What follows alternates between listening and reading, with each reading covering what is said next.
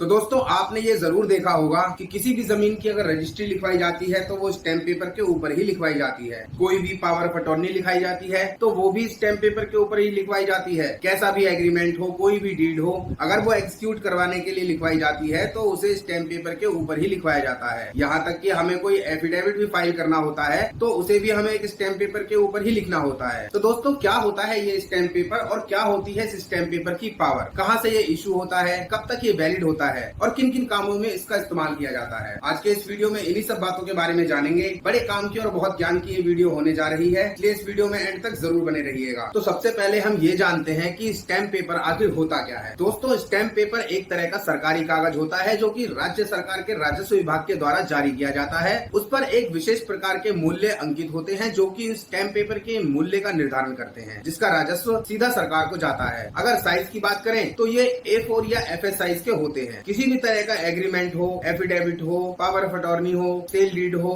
Contract हो और उसे हम नोटराइज करवाना या लीगलाइज करवाना चाहते हैं तो उसे हमें स्टैम्प पेपर के ऊपर ही प्रिंट करवाना होता है। अब दोस्तों ये जानते हैं कि स्टैम्प पेपर कितने तरह के होते हैं। दोस्तों स्टैम्प पेपर दो तरह के होते हैं, एक जुडिशियल स्टैम्प पेपर, दूसरा नॉन जुडिशियल स्टैम्प पेपर। दोस्तों कुछ एक मैटर ऐसे होते हैं जो हमें कोर्ट में फाइल करने से पहले निर्धारित स्टैम्प ड्यूटी को कोर्ट में जमा कराना होता है।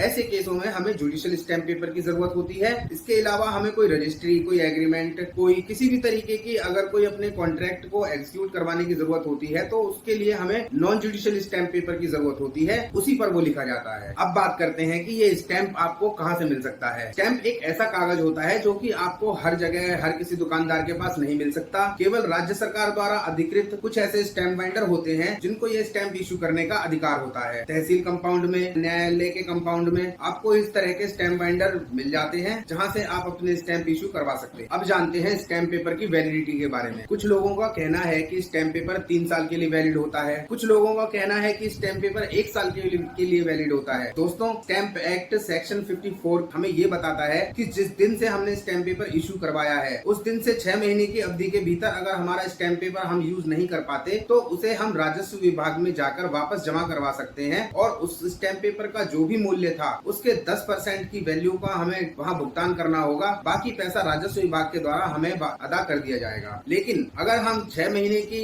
अवधि के दौरान वो स्टैम्प पेपर राजस्व विभाग में नहीं जमा कराते तो उसके बाद भी उसकी वैलिडिटी वैसे ही कायम रहेगी और हम उसे आगे अपने किसी भी यूज में ले सकते हैं। स्टैम्प पेपर का इस्तेमाल कहाँ कहाँ होता है भाई? किसी भी तरह की registry, power of attorney, agreement, deed, affidavit, जिसको भी हम नोटराइज या लीगलाइज करवाना चाहते हैं वो स्टैम्प पेपर के ऊपर ही लिखा जाता है। इसके अलावा कोर्ट में कोर्ट फीस जमा कराने के लिए भी स्टैम्प पेपर का यूज करते हैं। नकली स्टैम्प पेपर बनाना अपराध की श्रेणी में आता है जिसके लिए आईपीसी के सेक्शन 255 के अंडर सजा का पूरा प्रोविजन भी है। अब्दुल करीम तेलगी एक ऐसा नाम है जिसने पूरे भारत देश में नकली स्टैम्प पेपर का काम किया था जिसके लिए उसे पूरे 10 साल की सजा हुई थी। अब जानते हैं स्टैम्प पेपर की पावर के बारे में। इस चीज को मैं आपको एक एग्जाम्पल के थ्रू समझाना चाहूंगा। मान लेते हैं कि ए ने बी से रिक्वेस्ट करी 5,000 रुपए भाई दे दो मेरे को 1 महीने के लिए। बी ने उसकी रिक्वेस्ट को एक्सेप्ट करके उसे 5,000 1 महीने के लिए उधार दे दिए और इस उधारनामे को उसने एक साधारण कागज पर लिखकर ए से साइन करवा लिया। अब 1 महीने की अवधि बीत जाने के बाद अगर उसे उसके पैसे वापस नहीं मिले तो उस साधारण कागज को लेके बी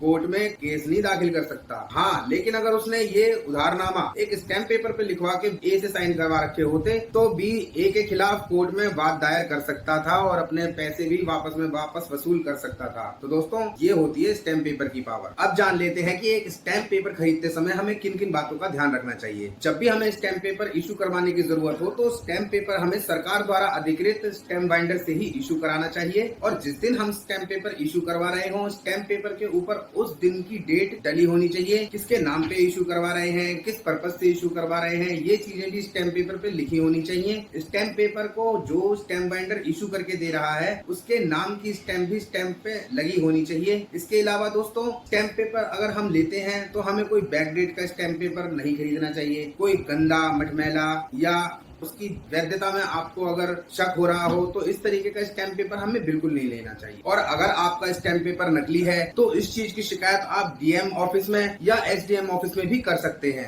भाई अलग अलग काम एग्जीक्यूट करवाने के लिए अलग अलग वैल्यू के स्टैम्प पेपरों की आवश्यकता होती है। जैसे एफिडेविट अगर हमें लिखवाना हो तो भाई 50 रुपए के स्टैम्प पेपर पे लिखता है। एग्रीमेंट कोई टाइप करवाना हो तो 200 से 500 रुपए के स्टैम्प पेपर पे निकलता है। पावर ऑफ अटॉर्नी 2000 से 5000 तक के स्टैम्प पेपर पे निकलती है। रजिस्ट्री जो होती है वो प्रॉपर्टी की वैल्यू के हिसाब से उसके स्टैम्प पेपर की वैल्यू डिसाइड होती है कि भाई कितने के स्टैम्प पेपर इसमें लगेंगे। तो अलग अलग पर्पज के लिए अलग अलग वैल्यू के स्टैम्प पेपर लगाए जाते हैं और हर वैल्यू स्टेट के हिसाब से डिफर करती है। हर राज्य का अपना अपना अलग अलग क्राइटेरिया होता है इस वैल्यू के निर्धारण का। तो दोस्तों ये थी स्टैम्प पेपर से जुड़ी हुई कुछ महत्वपूर्ण जानकारी जो कि इस वीडियो के माध्यम से मैंने आप तक पहुंचाई। आशा करता हूं कि आज की ये वीडियो आपको जरूर पसंद आई होगी। अगर ये वीडियो आपको पसंद आए तो इसे लाइक करें, चैनल को सब्सक्राइब करें।